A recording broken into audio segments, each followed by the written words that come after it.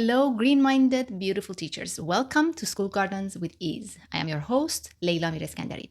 Today's topic is school garden summer maintenance. This topic is on top of everyone's mind.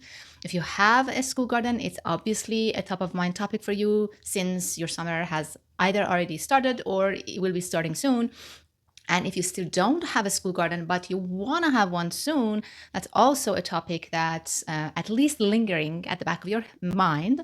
Because with a school garden, obviously comes summer maintenance. And it's a topic that comes up right away the very first time you even bring the idea up to your principal. If you want to pitch it to your principal, to your parent council, doesn't matter who needs to be approving this. The very first question almost everyone asks you is, what about summer? So I think this topic, instead of lingering at the back of your mind because you still don't have a school garden, it should actually be top of mind for you if you want to finally get that school garden of yours going and approved for next year. Before we get into it, note that I have a free guide on this topic for you in the show notes. So go ahead and download that and then follow along. What type of tasks and chores come to mind for maintaining an annual vegetable garden on school grounds during summer? We do need to be specific because different types of gardens have different needs. And annual vegetable gardens are, in my opinion, the most needy types of gardens, and they are the most common type of school garden. So that's why we're going to be talking about this and focusing on this type of garden. Now, these are the chores that usually come to mind: watering, weeding, cleaning up, harvesting, fertilizing, pest management, and disease management. The best approach to school summer maintenance is a proactive approach. We need to be proactive in design, timing, and setup. Unfortunately, it happens way more often than I'd like to see that school gardens are, grown first and then the planning for summer maintenance comes after. Even though it's the first question that you are asked when you pitch the school garden idea to anybody who needs to approve it, your answers are usually, parent community is going to come and water the garden and maintain the garden. The kind and caring building manager, custodian, caretaker, has promised to do it for us. Or the worst answer that I really, really dislike is me, the teacher. I'm going to be here and I'm going to maintain the garden because, I don't know, I live close by, I pass by it every day. I don't mind to come in and do the hard work because I'm a martyr, etc., etc. This type of willy-nilly answer that rely too much on one person's kindness or dedication or even on a group of parents make those smart principals say no right away to the entire idea because they can smell an after the fact reactive type of solution from miles away. They know that relying on a teacher or the kindness of a caretaker or even a group of parents who probably have no idea what they're doing is not smart. Because what if you get sick, and what if the caretaker says that he's going to do it, and then when he sees the garden and all the work that needs to be done, decides that he's not up for it? What if you don't get enough volunteer parents to do all of that work? Maybe you get the wrong type of people in your group. Those principals are right to have those concerns. So if you don't have a proactive, bulletproof plan for summer maintenance, your pitch could be rejected right off the bat. Now, some principals are more, trusting. And even though you didn't entirely convince them about your plan for summer, they trust that you will eventually get there. And in that case, you better do, because nothing is worse than coming back to a dried up garden that is, completely taken over by weeds in fall. Way too many teachers lose the faith of their administrators by underestimating summer maintenance and lose any future chance of being trusted with another growing project. But not only that, they kind of ruin it for everybody because their failed garden is yet another example on top of the list of failed school gardens, which is really, really a long list already. And that's not even the worst part. The worst part is disappointing all of your students and proving all those naysayers right. No worries though, I'm not here to scare you, I'm here to help. I'm going to tell you how to have that proactive plan that takes care of your summer maintenance. A plan that will not only make your original pitch convincing, but also, if executed, and that's the key word, because a very well-designed plan that's not executed is worthless, it will ensure that you and your students come back to a flourishing, producing, and unbelievably beautiful school garden in fall. Ready? Let's get to it. What you need to do is to eliminate the need for all of those chores that I already mentioned at the beginning. The only one that you probably cannot completely eliminate is watering. But then with watering, you also need to reduce the amount of watering that's needed by 80%. And that's completely doable. Now, if you get lucky, and can you imagine almost doing nothing all summer and coming back to an oasis of food, herbs, and seeds to harvest in fall? It might sound too good to be true, but not only it's possible, but even it's easy. I've seen it happen countless times.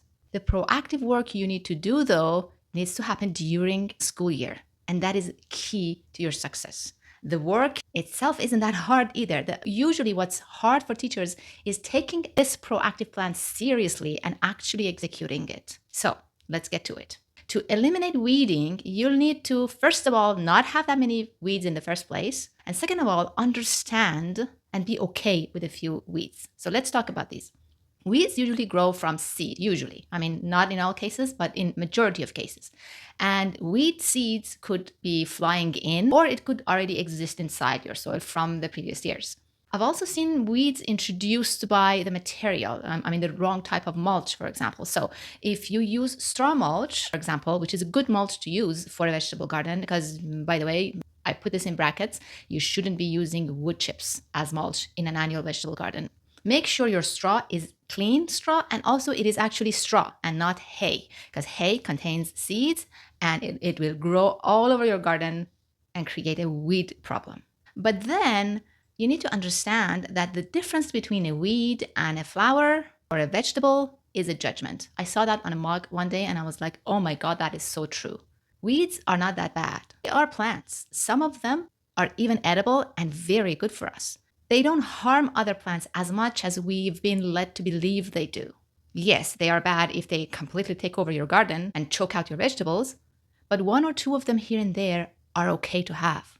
This is really important. You don't want your volunteers to weed because they might not know the difference between a bolting and seed-producing lettuce plant or arugula plant or radish plant and a weed, because these plants change form drastically and they're, to an untrained eye, they are completely, not recognizable. They look like weeds. And you don't want people to go and weed those out because those are the plants you're looking forward to when you're coming back to save seeds with your students in fall. You want to explicitly actually ask your volunteers in summer to not weed. Now, next chores are cleaning up, harvesting, and fertilizing. These are very related to each other, so I'm going to talk about them together. To eliminate the need for harvesting, cleanup, and fertilizing during summer, you need to pick the right plants for a school garden. I have a free download in the show notes for you, which is my recommended list of that I recommend you grow, and which includes also the ones that I want you to avoid. So go ahead and download that. And then you want to time it so that none of your plants have fruit ripening all over the place during summertime. And all your short maturing vegetables are harvested and reseeded newly before summer comes, and your long maturing plants ripen in fall. So that timing and the right selection of plants is very, very important. You also want to avoid those plants that require lots of specific types of fertilizing during summer. One of the examples of those types of plants is broccoli. So go ahead and download that list because it's going to help you big time. This way, there will be no need for cleaning up because nothing is going to be, ripening and falling and rotting and attracting rodents and stuff like that. There's no need for harvesting because everything that needed to be harvested was planned, timed very well, and you already harvested them and left. And everything else that needs to be harvested will be harvested in fall when you're back.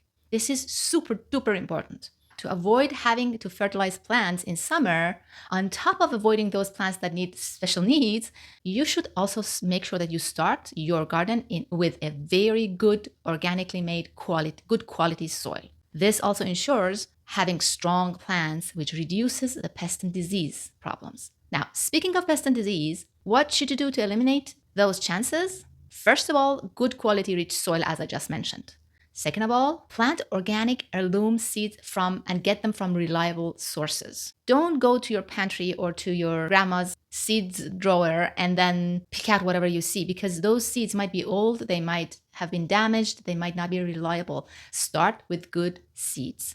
and ensure consistent and generous watering. We're going to talk about watering in detail, so don't worry about that. So good quality soil, good quality seeds, good watering, and these three ensure you have strong plants that are resistant to pest and disease, because just like humans, just like any other animal, weaker plants get sick easier, they recover harder, and they give up the fight against pests quicker. Now, when it comes to pests, other than ensuring strong plants, you should also make sure pests have a hard time getting to your garden and that they are naturally taken care of by their predators. Do get to your garden. And both of those are done by planting a biodiverse garden. Avoid planting a monoculture garden, like a tomato garden that only has tomatoes in it, because that type of garden is very susceptible to pest and disease. But a garden that has aromatic herbs and marigolds and plants like that, densely interplanted with the main fruits and vegetables, will confuse and deter harmful insects and attract their predators that will keep them in check. Do not, by no means, underestimate the hidden and subtle powers of biodiversity. It is the answer to the majority of your pest and disease concerns. Now, we talked about all chores but watering. Since this episode is getting too long, and most importantly, watering is the most important summer chore and it deserves its own episode, I'd like to ask for your permission to extend this episode to a part 2 episode. Don't forget to download those guides that I have for you in the show notes, and I can't wait to see your comments in the comments section. Talk to you soon in the next episode.